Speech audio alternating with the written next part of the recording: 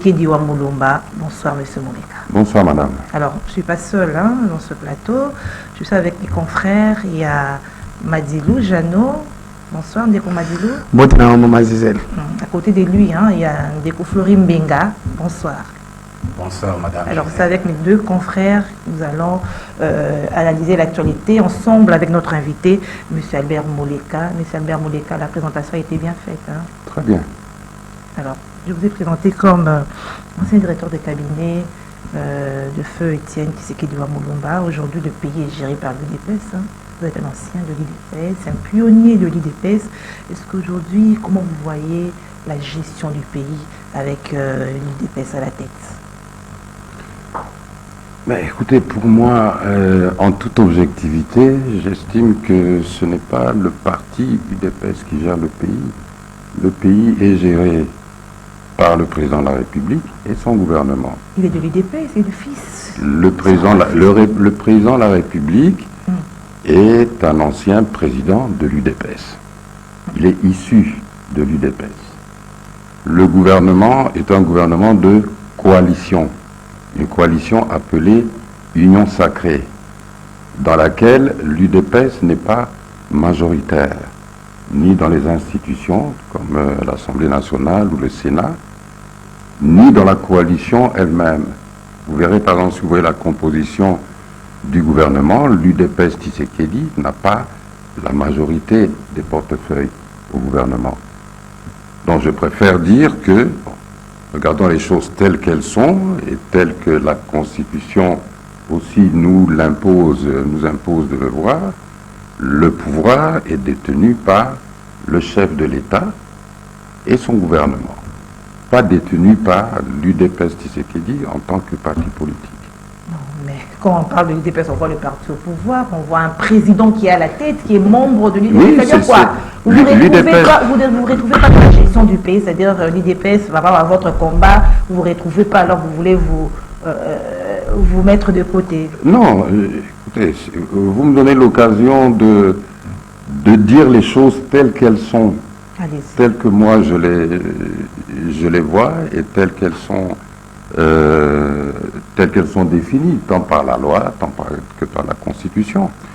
Vous avez un gouvernement de coalition. La coalition s'appelle Union Sacrée, dans laquelle vous avez l'UDPS Tshisekedi, vous avez la FDC de Modeste Barati, le MLC de Jean-Pierre Bemba, Ensemble de Moïse Katumbi. Tous ces partis-là peuvent dire que ce sont des partis au pouvoir. Tous ces partis-là sont au pouvoir, oui. Mais chapeautés par quelqu'un. Oui, chapeauté par qui est sorti d'un parti. Par le chef de l'État qui est originaire de l'UDPS. Alors, par rapport à votre combat, aujourd'hui, Étienne Tshisekedi, dont vous avez été directeur de cabinet, il n'est plus là, plus à son âme. Est-ce que là où il est, selon vous, par rapport à votre analyse, il n'est pas en train de se retourner dans sa tombe, pour peut-être en train de dire que c'est pas pour cela que je me suis battu et que c'est pas de cette façon que je voulais que le pays soit géré? Comment est-ce que vous voyez cela?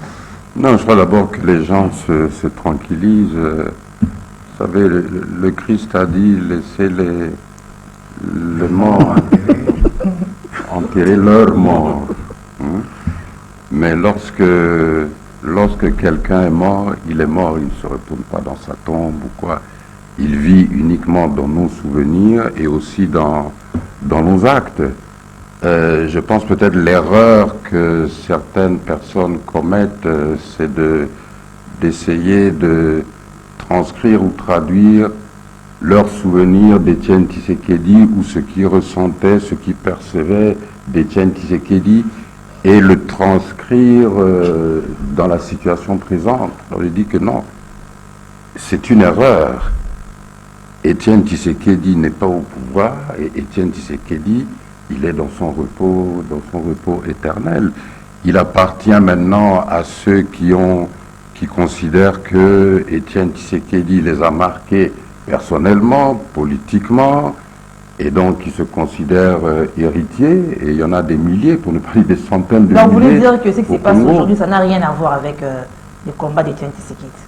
Pas ça, que ça n'a rien à voir avec le combat d'Étienne Tshisekedi. Ce qui se passe aujourd'hui ça implique le nom d'Étienne Tshisekedi.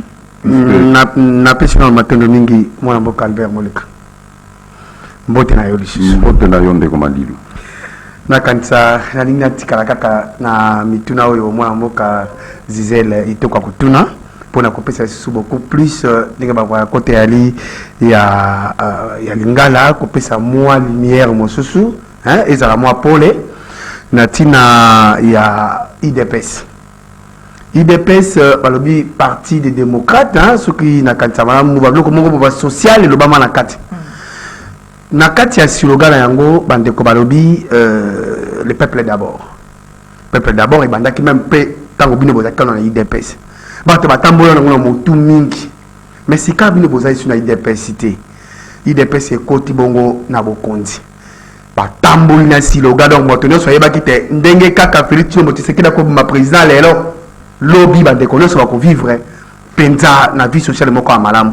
Bon bato bakomona yango te ngasi ka motu na nina tuna pena yeba koluka koyeba est-ce que kombo ngo asiloga ngo le peuple d'abord ezalaki na caché moko bino boyeba ki bozwaki yango bokendaki na yango tango bobimi peut-être bango bazo ba conseiller yango te to ezali mécanisme moko boye assez oyo bio moko kondimisa mate un jour ekozala ekomona na pole le mandi la kanisi nalika matali slogan le peuple d'abord qui slogan il y a congrès à Yambo il y a parti UDPS Tshisekedi et senga qui peut-être bandi moela batutina il y a le peuple d'abord wana nabozindo penza pour le peuple d'abord et eza koloba d'abord na yemoko peuple yonde d'abord et senga lui obunda prenez-vous en charge Etienne Tshisekedi azai koloba yonde le peuple d'abord et sengeli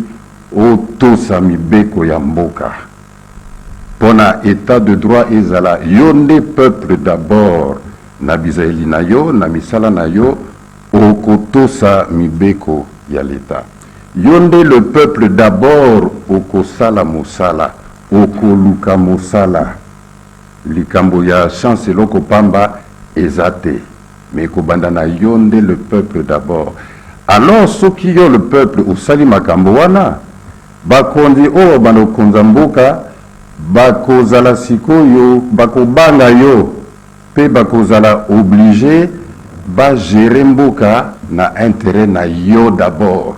Est-ce que mon mboka bolembisi o baloli makanisi ya bana mboka te parce que na Kinshasa na RDC le peuple d'abord bande ke bele balimbola kayango te tango tokomi na bokonzi na nyonso tokosala tokobanda liboso na peuple bandi bola ka kaka na eteni o etali bakonzi bato baza kokonza mboka mais bazondi bolango te na eteni etali peuple wana obozolo ba peuple d'abord ye avanda ka boye akangi maboko azila keo bakonza mboka basele mosala wana ekozala te jamais au mona wapi bakonzamboka basale la peuple soki peuple azako forcer bango te seulement bongo te na mboka nyonso soki bakonzi bazako sentir te que peuple wana asi atelemi pona ye moko d'abord soki babangi peuple wana te mais bosala na intérêt na ye te. Merci mon mboka Albert Moleka nani tolandisa makana mituna misusu na sena yango to éviter ba parti politique ezalaka pona ko conquérir le pouvoir na éviter ce qui na mikosi baloba ko conquérir na ko conserver voilà wande mon ko na bino de boatu boyebi yango sikawa na ndenge okomoni na IDPS na ba combattant ya IDPS na ba cadre ya IDPS donc on ba militant ya IDPS bazali kaka na même encadrement oyo na tango na bino bozalaki na yango to oyo bazalelo bazana encadrement mosusu to bazana même idéologie mosusu koloba po lelo la kisite comme bozui bokui pouvoir ata oza libanda sikawa bolakisi bolumbu na biso na bino nyonso komona bawewa oba kotambola lolenge bazo ko se comporter na ndenge bato bayaka na limite to makambo ela kabino na famille IDPS lolenge ba combattant ba agisaka na ndenge yo oyebeli IDPS IDPS ya lelo ezali kaka na même idéologie ya IDPS ya kala nde mandilo sengeli koyeba na bosolo UDPS Tshisekedi oyo ya lelo eza UDPS Tshisekedi oyo esika biso toevoluaki te eza parti mosusu na ndenge ya na ndenge ya makanisi nango mpe na ndenge ya misala nango. D'un côté c'est normal pour être bon tokomi mpe na batango mosusu baperiode mosusu moni UDPS Tshisekedi oyo ya lelo eza impliqué na pouvoir, ça fait ils ont fait partie de la coalition au pouvoir, donc baza pe obligé batika l'opposo o ya opposition bakota na l'opposo o ya responsable ya makambo ya mboka, c'est-à-dire que lelo soki toko s'opposer na pouvoir toko s'opposer na pouvoir et sika UDPS Tshisekedi ya lelo eza na kati. Non, eza UDPS mokote na UDPS oyo esika to évoluaki pe eza différent na UDPS historique et c'est pe bato bayeba que tant tolobaka UDPS il faut préciser UDPS Tshisekedi UDPS Kibasa eza différent na UDPS historique oyo esika biso to bandaka. Alors monsieur Moluka, alors aujourd'hui où se retrouve cette UDPS historique? C'est quoi? Vous exprimez vos frustrations parce qu'on a vu tous ces gens-là qui ont combattu à côté de Tiens Tshisekedi, apparemment le fils les a mis à côté. Alors vous exprimez vos frustrations et c'est dans ce sens-là que vous dites que l'UDPS d'aujourd'hui n'est pas le même avec celui d'hier. Non, ce n'est pas du tout une frustration. Je pense que c'est simplement répondre en toute franchise à la question qui est posée. Mais la vérité est que le fils vous a mis de côté. Il ne reconnaît pas tous ces gens qui ont combattu aux côtés du fils. Nous avons vu, vous êtes un peu nombreux. Il y a, je ne vais pas citer les noms ici, mais quand même, vous vous sentez un peu frustré. Non, madame, je crois que vous mettez de côté des gens qui sont à vos côtés. C'est eux que vous mettez de côté. Ils sont avec vous et puis vous les mettez de côté. Comme aujourd'hui, Jean-Marc Kabound est mis de côté. Ils étaient ensemble, il est mis de côté. Mais je ne pense pas que ce soit moi ou d'autres anciens collaborateurs d'Etienne Tshisekedi, ou bien, si on remonte dans l'UDPS historique, des fondateurs qui sont encore vivants, ou des pionniers qui sont encore vivants. Je ne sais pas s'il y en a qui étaient là et qui ont été mis de côté. Alors vous aurez souhaité quoi? Que la gestion se fasse comment selon vous? Parce qu'apparemment, à vous voir parler, je peux déjà déduire que vous parlez déjà d'une gestion, d'un bilan négatif de la gestion de la gouvernance actuelle. Alors vous aurez souhaité que ça se passe comment? Non, ne mettez pas... Je suis en train d'analyser vos propos. Oui, mais je n'ai pas encore parlé de bilan. Vous savez, le pouvoir de Félix Tshisekedi a 3 ans aujourd'hui. Il a commencé par une coalition FCC Cash, c'est-à-dire une coalition entre des kabylistes, des caméristes et des tshisekédistes tchilombistes. Il faut faire la part des choses. La première coalition a géré combien de temps? Quel est son bilan? La deuxième coalition a géré combien de temps? Quel est son bilan? Et je pense que les personnes les mieux placés pour faire ou exprimer ce bilan, en fait, c'est ce peuple pour lequel nous tous nous prétendons combattre et pour lequel nous tous nous prétendons vouloir le bien. C'est ce peuple-là qui peut donner le bilan. Vous en faites partie aussi. Je fais partie du peuple et à ce titre-là, moi je dirais, bon, Félix Tshisekedi, c'est Félix Tshisekedi qui doit préparer un bilan, qui doit présenter un bilan. Jusqu'à présent, il a fait ce qu'il a pu. 3 ans après. Il a fait ce qu'il a pu, mais ce n'est pas suffisant. Il a fait ce qu'il a pu, mais c'est loin d'être suffisant. Mon mboka Albert Moleka na kanisi ezali pende sengo ya koyamba yo na masolo pona kosunga bana mboka bayi bana bokebi penza lolenge makambo mazali kokende. Motro na kutuna mama Jésus la tronki yango na li français. Lelo pona bato baindo moto oya we akeli belate azali komono pe koyeba lolenge makambo mazali koleka ozalaki monoko ya Nkondo Etienne Tshisekedi na UDPS. Ozwaki libaku ya kofanda pe kuyeba ye malamu penza. Lelo na lelite sika zali. Ozali kobanza te lolenge kolo ezali kotambolisama. Molimo ya Nkondo Etienne Tshisekedi. Mozali na esengo to mozali na pasi. Ndeko Mbenga komba la moko na koyebi songa na zana te pona koloba na kombo ya milimo bato. Eloko na koyebi koloba seke soki Etienne Tshisekedi azalaka mokonzi ya mboka lelo nde alingaki kokonza mboka lolenge ezokonzama lelo te. Ndi koloba te mwana abimi na nzela ya tata. Mwana aza na nzela na ye peza droit na ye. Mwana aza na nzela na ye. Obota mwana d'accord, mais mwana ça ne veut pas dire mwana akomi nde nde balobaka clone na yo. To akomi logola kaka lipasa na yo. Mwana aza na molimo na ye, aza na mayele na ye, aza na baide oya ye, aza na ba fréquentation entourage oya ye, akoza pe na idéologie oya ye. Na yesi esika wana eza na mwa injustice na mwana pona nga bato bile ba sala par rapport au tout concernant Félix Tshisekedi. Pourquoi tango iso ko comparer na tata? Po mwana salaka oya moni pa ya tata. Mwana ko sala oyo moni pa ya tata soki ondimi ke oyo mosala oyo papa asali to atikeli biso yango nde ifo na komisango ya ngai. Mais mwana ko epe oloba non ngape naza na vision na ngai naza pe na maele na ngai na lolenge na ngai ya kosala makambo. Mama Gisela yebisi pa na bandeko balando zali moto ya yekolaka politique na bokebi penza analyste politique. Kotala ndenge ekole kambemaki olobiango pa na li français tango Félix Tshisekedi aji bokonzi bisangana bandeko ya FCC na sima bakabwani lelo oyo bandeko mosusu bazali pene na ye. Lokola analyste politique bokabwani ya Félix Tshisekedi na libota ya Joseph Kabila Kabange ondimaka yango solo. Bokabwani ya Félix na libota ya Joseph Kabila na ndimakango ya solo na ndenge na yokaki mutaluki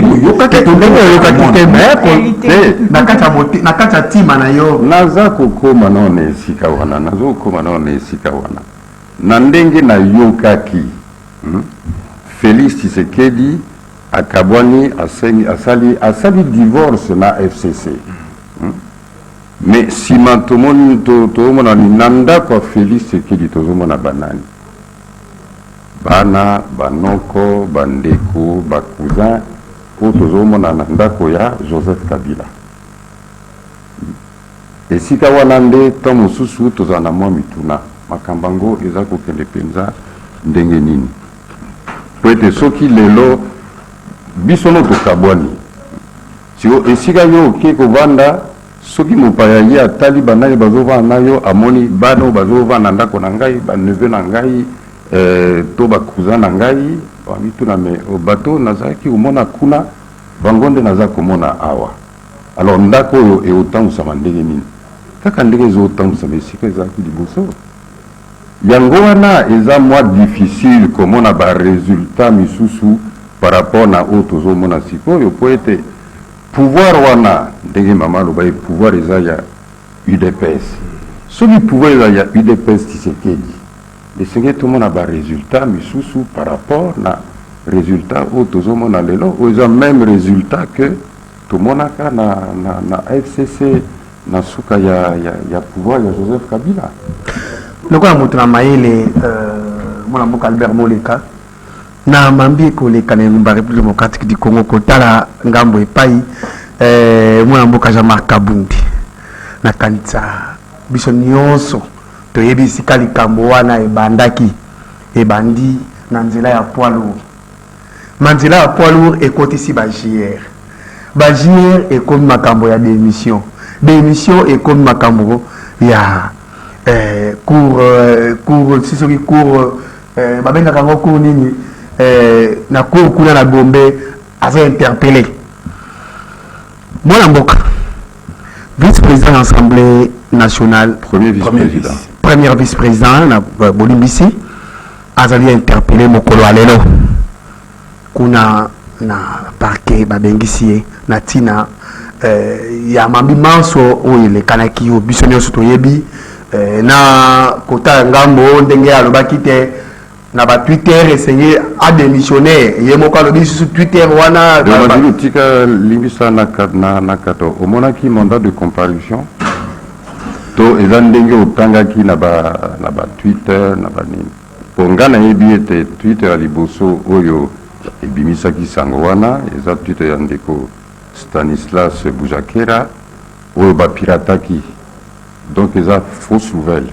Bon, biso totala kaka totala soki kezala bongo te mais yango mpe eza base ya motuna na nga te mpo motuna na ngai elingi ekweya esika nini ya kotalisa yo te soki lelo yo ozali président de la république lokola ndenge Félix Tombo Tshisekedi azali okojuge makambo oyo lolenge kani na mbilinga nyonso ebandi nano na parti oyo ozali mokonzi autorité morale. Mais il y a Liboso, en tant que chef de l'État, au occupé Makamba parti. Dengue, Constitution et Loba. Kasika, il y a UDPS, Tshisekedi, Oyo, Eza différent à cause Oyebi, mandat spécial, Wana, Oyo, Félix Tshisekedi a signé en janvier 2019 pour la Kotia. Jean-Marc Kaboul, président intérimaire, il y a parti. Alors que la statut, il y a parti. Et à la statut, il y a congrès. Et à la statut, il y a 2013, on a bien un statut, il y a 3 Bruno. Président intérimaire, à la KT, il y a eu des pestes, c'est ce dit. Non, on a écrit qui problème, Moko Yamounen. D'ailleurs, depuis 2019, tango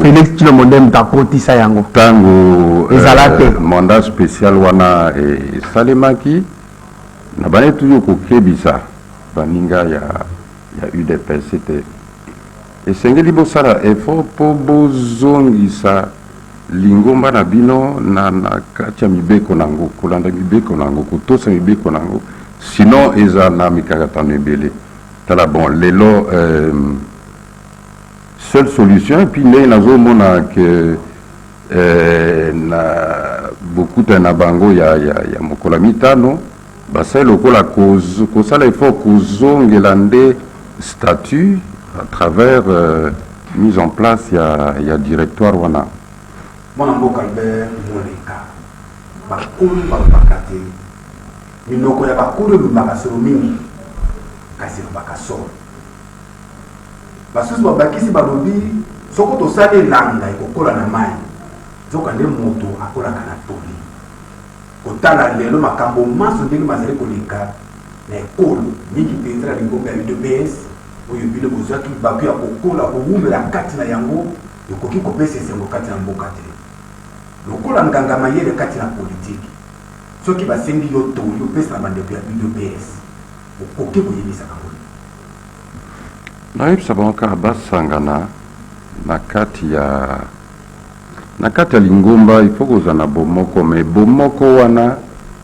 ekosalema kaka soki boyokani ezali likolo ya batexte kolanda mibeko soki boyokani eza te mpona kolanda mibeko wana nde soit binoka na bokabwani to ya kobika kaka na kati ya hypocrisie moko boye oyo ekotambusa mpenza lingomba malamu te pe ekobota mbuma ya malamu te ya mibale esengeli mpe koyeba ete UDPS eza na image etika cache na mitema ya bakongolais bonso oyo misu mpe baza na bango bato ya UDPS te to baza bamilitant ya UDPS te mais parti wana etika histoire moko boye bato bakonza parti wana kala neti bapapa Tshisekedi bapapa Kibasa bapapa Liau batika mpe mwa bilembo kati na mitu ya bato mitema ya bato mboka mobimba Non, et Sengeli, UDPS, tu sais qu'il y a lelo, et ça là, effort à mon nene, pour aimer un peu qu'on récupérer espace wana nyonso oyo UDPS oya kala oya ba koko fondateur oyo bandaki po yango nde etikala lokola elemba munene kati même ya ba combattant omona mingi UDPS stilelo UDPS sekedi kanisa que toza parti ya munene mboka mobimba mais soko otali to na institution otali to na tanga ba élection mona que non en tout cas ba parti misusu pe ba parti minene collé quand même UDPS sur le terrain pour nini pour au moins appelé la plupart ya ba konzi ba parti wana balekaka na UDPS donc bango bazwaka moi mayele wana bake kokolisa ngo kolona ngo pe kobatela bilanga ngo pe kokolisa bambuma osiko alors que bato yo babandaka nango bango tan osu bazolala mwa pongi po ete na maponami oyo ekoya ndeko mbenga moni so tali union sacrée tala oza na baparti moko wana ya makasi mpenza na ndenge organisation oyo ke soki batelemi na UDPS Tshisekedi en tout cas match ekozala difficile donc esenge oyebi lelo jamais kobwakaka passé na yo to kotala mosalo esalemi na batata to na bakoko kotala ngo jamais eloko pamba talaka toujours oyo nini okobenda na kati wana mayele nini okobenda na kati wana po ete na ntango ya lelo osala mosala malamu po bango mpe ndenge yo otala mingi milimo ya bato tout ça bango mpe esika bazala na mwa bazala na esengo mpo na bino botikali bozana kobika na mokili. Alors, M. Albert Moleka, on entend parler, vous êtes en train de remettre en cause la gestion du parti, en l'absence d'Étienne Tshisekedi. Pourquoi je pose cette question par rapport à vos propos? Aujourd'hui, qu'est-ce que ça vous fait de voir les combattants qui jadis étaient dans la rue pour défendre l'intérêt du peuple? Les combattants aujourd'hui sortent de la rue pour s'entretuer entre eux, pour combattre une personnalité. Non, je crois que les combattants que je vois aujourd'hui ne sortent pas seulement dans la rue pour se combattre la dernière administration, c'est le cas des Jean-Marc Kabound. Nous avons vu comment est-ce qu'ils sont descendus. Non, là vous voyez simple, vous prononcez par rapport à un seul événement. Ça s'est passé aussi avec Janine Maboun. Ils sont sortis de la rue pour une personnalité. Un seul événement. Mais vous voyez aussi les combattants de l'UDPS à travers les différents parlements debout qui revendiquent aussi leur part, qui se plaignent aussi que on ne voit pas de boulot, on ne nous nomme pas, on ne nous donne pas les opportunités, alors qu'on dit que nous sommes au pouvoir, mais nous ne voyons pas clair. Ils disent ça aussi, ils ne passent pas seulement leur temps à se battre dans la rue. Moi, je déplore que des cas tels que le cas de Jean-Marc Kabound aient été d'abord traités dans la rue. Je pense que l'UDPS, en tant que quand même un parti ayant une histoire ancrée encore une fois dans le cœur, dans la tête des Congolais, que l'UDPS aurait pu faire montre vraiment de maturité politique et de régler ça en interne, suivant les textes et permettre... Parce que les textes sont assez forts. Vous savez, lorsque un pouvoir viole la Constitution, viole les lois, tout ça, moi je dis toujours, vous pouvez violer les textes, mais vous savez, la loi, il y a la lettre et il y a l'esprit de la loi. Vous pouvez vous violer la lettre de la loi, mais l'esprit de la loi vous rattrapera toujours. Et l'esprit de la loi, vous ne pouvez jamais le vaincre. Et je suis heureux qu'aujourd'hui, l'UDPS Tshisekedi a la chance un peu de rattraper certaines erreurs commises dans un passé récent, parce que l'esprit de la loi, l'esprit des statuts a bien montré à la fin que non, il fallait suivre ce chemin et il faut suivre suivre ce chemin. Maintenant, il faut voir comme il y a eu, comme je dis, oui, il y a eu des problèmes dans la rue. Est-ce que maintenant, résolument, on va laisser la rue pour régler ces problèmes internes et regarder seulement, s'en remettre au texte, puisque vous êtes aussi dans une coalition où les autres vous regardent. Hein? Parce que lorsque vous revendiquez dans la coalition, vous revendiquez le statut de l'aîné ou du chef, mais les autres vous regardent et se disent, mais qu'est-ce que vous avez pour mériter le statut d'aîné ou de chef? Alors, le comble, c'est quoi? Est-ce que quand vous étiez encore dans l'UDPS, Étienne Tshisekedi, vous n'avez pas préparé vos militants, les combattants? Parce qu'aujourd'hui, ils ne comprennent pas qu'il y a eu l'opposition, et aujourd'hui, nous sommes dans le pouvoir, et que s'il faut revendiquer, ça doit se faire autrement que lorsque nous étions dans l'opposition. C'est le rôle du parti politique à travers ses structures et à travers ses animateurs d'éduquer ses partisans. Vous ne l'avez pas fait à l'époque, hein? Ils sont toujours là, prêts à sortir. Non, écoutez, faut dire qu'à l'époque, on n'en avait pas beaucoup le temps parce que la répression était terrible et quasi permanente. Mais je pense que, par exemple, maintenant, l'UDPS va être réprimée par qui? Et que les gestionnaires du parti ne doivent pas perdre trop de temps pour mettre à l'œuvre, vous savez, il y a une structure qui existe encore, l'école du parti. Et l'école du parti a été mise en place pour ça, non seulement pour la formation des cadres, mais pour l'éducation des militants, donc armer les militants, non seulement pour le combat politique, bien que le combat politique des fois est mal compris, on a toujours l'impression que le combat doit être quelque chose de violent, mais non, il faut aussi alimenter l'intelligence de vos militants par que ce soit la philosophie politique du parti. Est-ce que le parti a une doctrine? Cette doctrine, c'est quoi? Vous savez, au Congrès, on n'a pas seulement voté des statuts, mais il y a aussi les codes d'éthique, tout ça, qui sont des documents que le militant est censé connaître, mais la plupart ne connaissent pas. Hein? Donc il y a une grande responsabilité d'éducation, de formation qui incombe aux dirigeants gestionnaires du parti. Alors 2023, c'est bientôt, dans moins de 2 ans, une année et demie. Est-ce que vous croyez vraiment à l'allure vont les choses à la tenue des élections en 2023? Non. Vous ne croyez pas? Non. Donc vous ne serez pas aussi candidat? Techniquement, techniquement, l'organisation des élections, pour moi, est très, très, très hypothétique. Je pense que, pour moi, nous nous retrouvons dans la situation où nous étions fin 2014.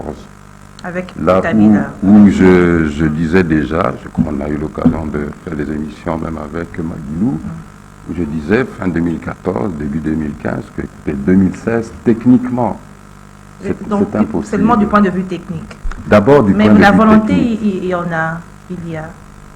Madame, avoir la volonté, c'est toujours bien, mais la volonté ne suffit pas toujours. La volonté ne suffit pas toujours. Vous avez des délais incompressibles, techniquement. Par exemple, il faut identifier et enrôler les futurs électeurs. Parmi eux, il y a les nouveaux majeurs encore qu'il faut identifier, il faut les enrôler. Pour les enrôler, il faut de la logistique, autant des machines que toute la logistique et infrastructure nécessaire à l'intérieur pour pouvoir les enrôler. Pour ce qui concerne les infrastructures et la logistique, il faut lancer des appels d'offres pour la logistique. Il faut des ordinateurs, il faut des motos, tout ça, puisque le problème que nous rencontrons avec le système commission électorale indépendante, c'est que pour chaque cycle, il faut tout racheter.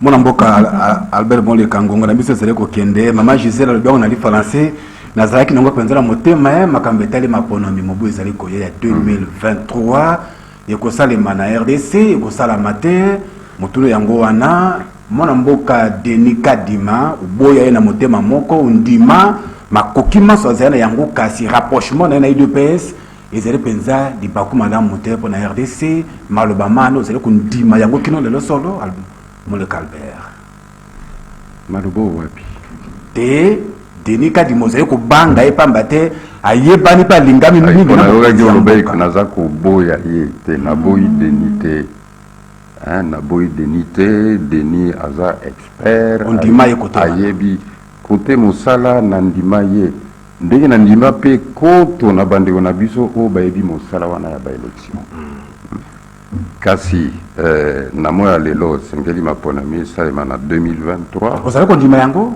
tango ekomi moke te on dimi ke ko salema te yango na lobi tango ekomi moke techniquement moyen esalema ndenge esengeli eza te ekomi bako so soki tolobi toke na baélection kibudi wana tokozala na baélection ndenge nyonso bango bandimi yango nano teke ntango eza moke bango bakoloba bakoassire population bayimboka te élection ekosalema elobama esalema mpe elobama kaka ndenge wana ndeko madilu tozalaki na yo tozalaki na bino awa na 2015 Corneille Nangaa azoloba nini soki otali premier chronogramme oyo eza mokanda oyo seni au bureau ya seni ebimisaka esika balobaka bon na sanza songolo tosala misala boye voilà bazoloba nini élection eza na 2016 élection esalemaki mais tozila nakanisi Denis Kadima alobaki baobimisa oyo ya bango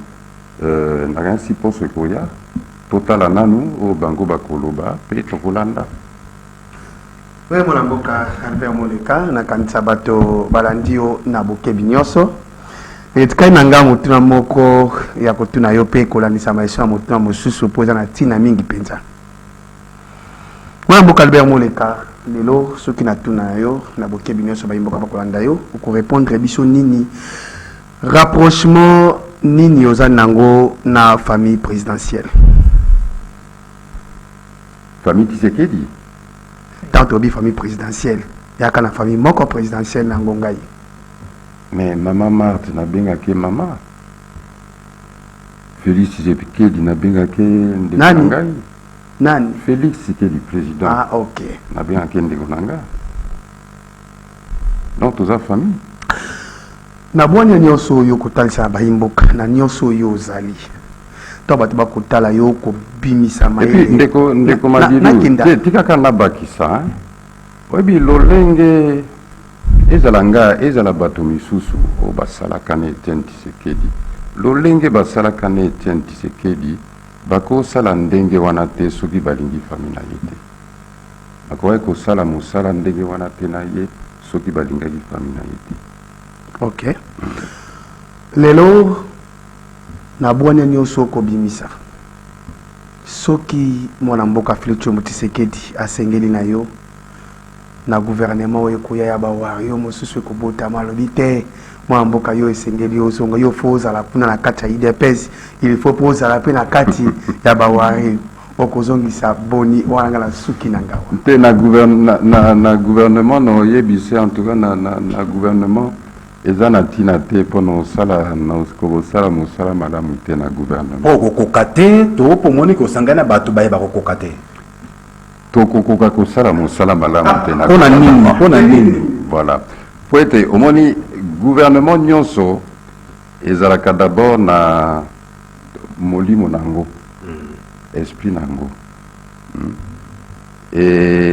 oyebi yezu alobaki bokoyeba nzete na bambuma nango tozomona bambuma ya gouvernement oyo eza ya elengi to ya ngai eza ya ngai Albert Moleka eza ya ngai mingi nakanisi motuna na yo soki nakoki kobalola ngo mwa moke eza nini soki mokonzi ya mboka asengi tosalisa ye mpona kosalisa mboka kosala bana mboka wana moto akoboya te po biso bonso toza wa tolingi nde mboka ebonga eza question ya ba poste te ya question ya ba poste te oyebi ndeko madilu en tant qu'opérateur économique tozosalela mboka po tozoluka topesa bakongolais misala donc eloko liboso nosenga soki président de la République, Saninga, voilà, Nangi, bon.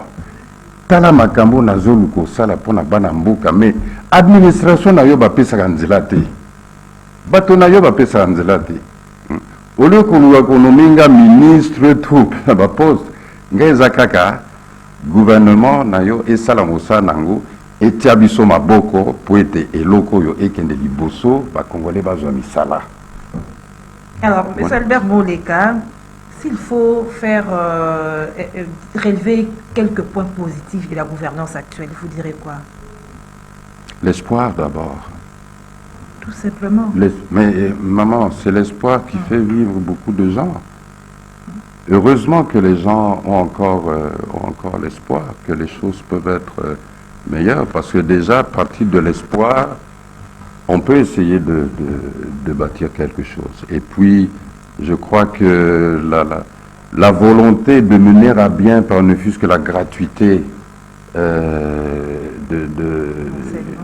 l'enseignement de base, c'est quelque chose de très positif. La diplomatie aussi, l'ouverture. L'ouverture, on n'a jamais été fermé, hein, madame.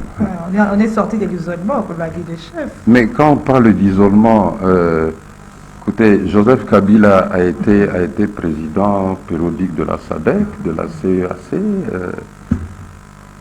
Je crois qu'on a eu des problèmes avec certains gouvernements majeurs, oui, et qui en faisaient beaucoup de publicité, oui, mais isolement, lorsque vous êtes isolé politiquement, ça veut dire que, par exemple, vos citoyens ne peuvent plus voyager pour tel ou tel pays, ne savent plus avoir des visas pour tel ou tel pays, ce qui n'a pas été le cas des Congolais. Merci, M. Albert Moleka. C'est moi qui vous remercie. Alors, merci à vous, fidèles téléspectateurs de ce magazine spécial pour la Mboka. Nous, c'est-à-dire Ndeko Madilou, Jeannot, Florine Benga et moi, avons eu le réel plaisir de présenter ce magazine et nous avons reçu M. Albert Moleka, qui est analyste politique, acteur politique, aumônier des prisons, opérateur économique, ancien directeur de cabinet et porte-parole de feu Étienne Tshisekedi Wamulumba. Le magazine est fini, nous retrouvons au prochain numéro. Au revoir.